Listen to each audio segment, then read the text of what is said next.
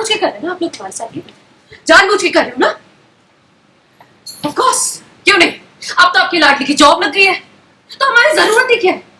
अब तो वो पैसे कमा के लाएगा, वो सबका ख्याल रखेगा, तो हमारा तो काम ही खत्म हो गया ना, है ना? सही कह रहे हैं ना?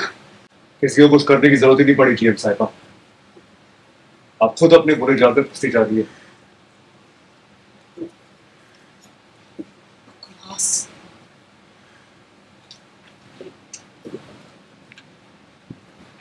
अगर सिक्योरिटी के लिए हमने राम भवन का तुम्हारा हिस्सा मांग लिया तो उसमें क्या गलत किया?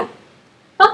कौन सा तुम्हारे एक छोटा सा हिस्सा मांगने से पूरा की पूरा राम भवन हमारा हो जाता? हाँ, और बेटियों को तो वैसे भी बहू और बेटियों को तो जायदाद पे कभी हिस्सा रहता ही नहीं। क्या कर लेते हम एक राम भवन के छोटे से हिस्से से? सिर्फ इतना होता कि हमें अच्छा लगता कि हमने अपना जमा पूंजी सब कुछ लगा दिया, तो हमें मन में शांति रहती कि हमारे कुछ तो है ना इस घर का।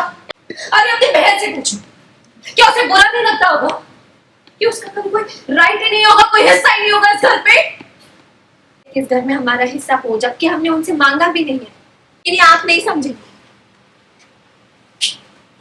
आप लोग बता दें, आप ओम की बातों में अकेला गलत कर रहे हैं। आप लोग प्लीज हमारा यकीन कीजिए। राम भवन में हिस्सेदारी को लेकर यहाँ पर गायत्री ने किया जमकर तमाशा। ओम और ईशा खड़े हैं गायत्री के खिलाफ। ओम की बहन के हक के बारे में कर रही है गायत्री बात। कलर्स टीवी के शो राम भवन के ऑन लोकेशन से हम आपके लिए कुछ खास झलकियां लेकर आए हैं, जहां पर आप देख सकते हैं कि घर के अंदर प्रॉपर्टी और बंटवारे को लेकर काफी ज्यादा केओस मचा हुआ है। ईशा और ओम ने एक दूसरे से हाथ मिला लिया है गायत्री के खिलाफ, तो वहीं गायत्री अपना हक मांग रही है। साथ ही साथ वो ओम से पूछ रही है एक सवाल गुस्से में कि अगर उसने एक बहू होने के नाते इस घर में, इस प्रॉपर्टी में अपना हिस्सा मांग भी लिया तो इसमें क्या गलत किया? क्या तुम्हें नहीं लगता कि तुम्हारी बहन को भी आए दिन या फिर फ्यूचर में इसकी ज़रूरत पड़ेगी? क्या तुम्हें नहीं लगता कि तुम्हारी बहन का भी इस प्रॉपर्टी में, इस घर में कोई हक बनता है? अब देखना ये इंटरेस्टिंग होगा कि प्रॉपर्टी को लेकर ये अभी से जो हंगामा शुरू हुआ है उसमें ओम के पिता, जो राम भवन के असली मालिक है, वो क्या फैसला सुनाते हैं और किसके हक में। आने वाले इस एपिसोड को देखने के लिए आप कितने एक्साइटेड हैं?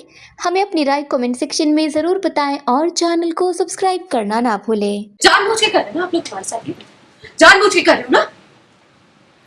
ऑफ कोर्स, क्यों नहीं? अब तो आपकी लाडली की जॉब लग गई है, तो हमारी जरूरत ही क्या है? अब तो वो पैसे कमा के लाएगा, वो सबका ख्याल रखेगा, तो हमारा तो काम ही खत्म हो गया ना, है ना? सही कह रहे हैं ना?